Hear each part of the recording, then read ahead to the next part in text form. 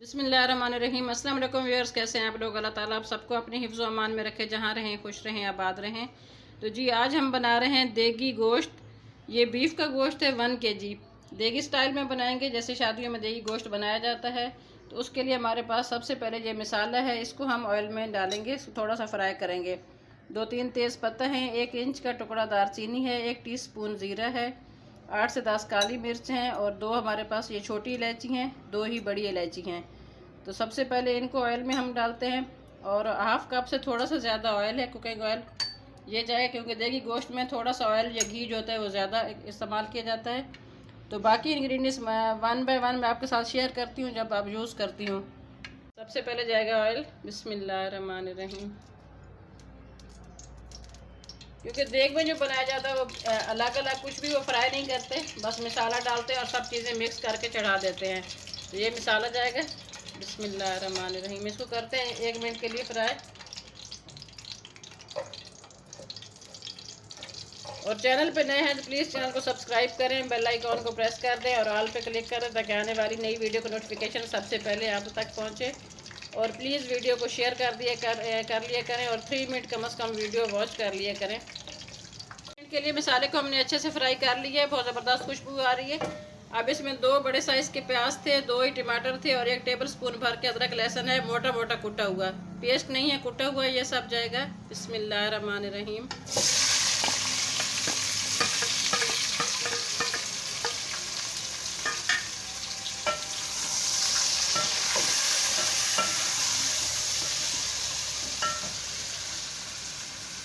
साथ ही इसमें गोश्त जाएगा। बिस्मिल्लाहिर्रहमानिर्रहीम।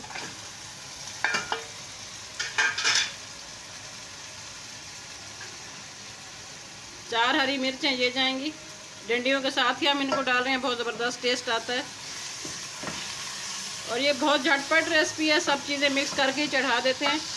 देग में कभी भी अलग से वो लोग मसाले नहीं बनाते जो शादियों में देगी गोश्त बनाया जाता है, और बहुत ही ज़बरदस्त बनता है। और एक इसका ख़ास इंग्रेडिएंट्स भी है, मैं आपको बताऊंगी जिस टाइम वो यूज़ करूंगी, उससे बहुत अच्छा इसका टेस्ट आता है।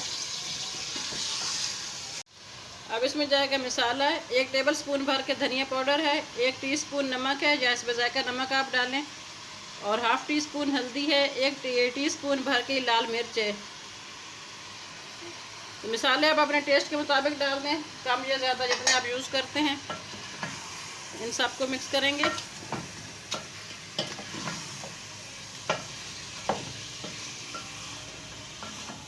मीडियम फ्लेम पे इसको पकाते हैं। गोश्त अपना पानी गोश्त का भी निकलेगा और टमाटर प्याज सब चीज़ें।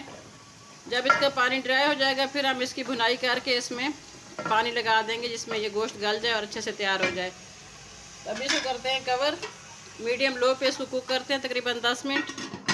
जी 6 से 7 मिनट हो चुके हैं। ये पानी जो आपको नज़र आ रहा है, ये हमने पानी बिल्कुल इसमें कुछ भी नहीं डाला था, सिर्फ ऑयल था। ये सारा गोश्त टमाटर प्याज इनका अपना पानी है। तो इस सबको हमने ड्राई करना है। मैंने कहा मैं आपसे दिखा दूं, जो नई बनाने वाली बच्ची हैं उनको भी थोड़ा अंदाज़ा हो कितना ज़्यादा पानी ये अपना छोड़ता है, गोश्त भी और ये सब्ज़ियां जो प्याज टमाटर हैं, तो ये सब इसका पानी है। इसको हमने जब तक ये ड्राई होता है फिर इसकी भुनाई करते हैं। अभी फिर हम इसको कवर कर देंगे। ये पानी गोश्त का सब्जियों का सब खुश्क हो चुका है, ड्राई हो गया। अब इसमें जाएगा दही, 1 चम्मच भर के ये वाला चम्मच जाएगा।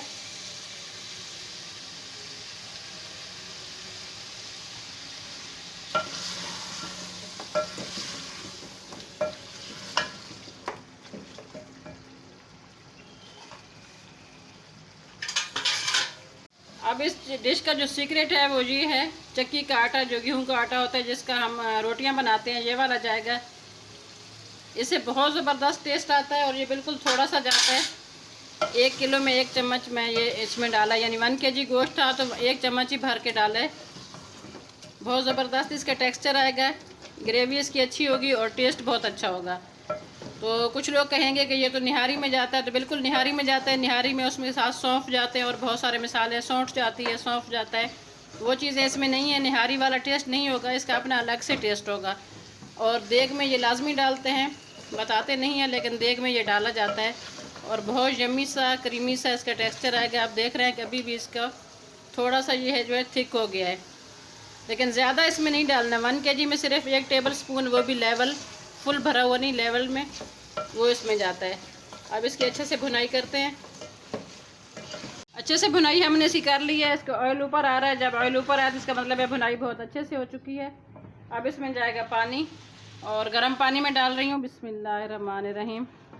अगर आपको झटपट बनाना है, कुकर में नहीं बना रहे, क्योंकि मैं कुकर यूज़ नहीं करती, तो आप जब भी गोश्त वगैरह बनाएं, जो भी चीज़, तो उसमें गर्म पानी आप डालेंगे तो बहुत जल्दी कुक हो जाता है।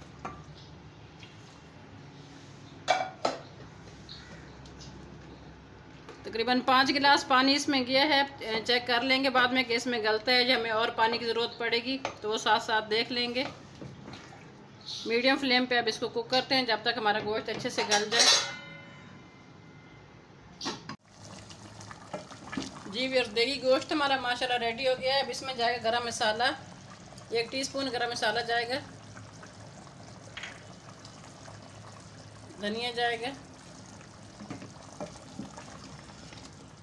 टोटल इसमें 6 गिलास पानी गया है। 5 गिलास हमने पहले डाला था, फिर 1 गिलास गर्म पानी का बाद में डाला था, तो टोटल 6 गिलास पानी गया है। बहुत अच्छे से माशाल्लाह कुक हो गया और बहुत ही ज़बरदस्त इसका टेस्ट है। आप ज़रूर इसको ट्राई कीजिएगा।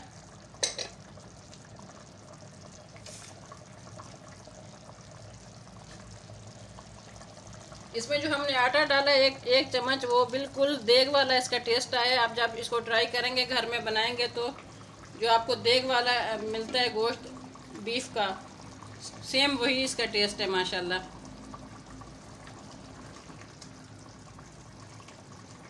जी व्यूअर्स, बहुत ही यम्मी माशाल्लाह तैयार हुआ है। आप मुझे कमेंट्स बॉक्स में ज़रूर बताना कि आपको ये रेसिपी कैसी लगी है।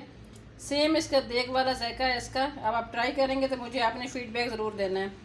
अपना बहुत ज़्यादा ख्याल रखना है, मुझे अपनी दुआओं में याद रखना है। मिलते हैं किसी और अच्छी रेसिपी, किसी अच्छी वीडियो के साथ। तब तक के लिए अल्लाह हाफिज़।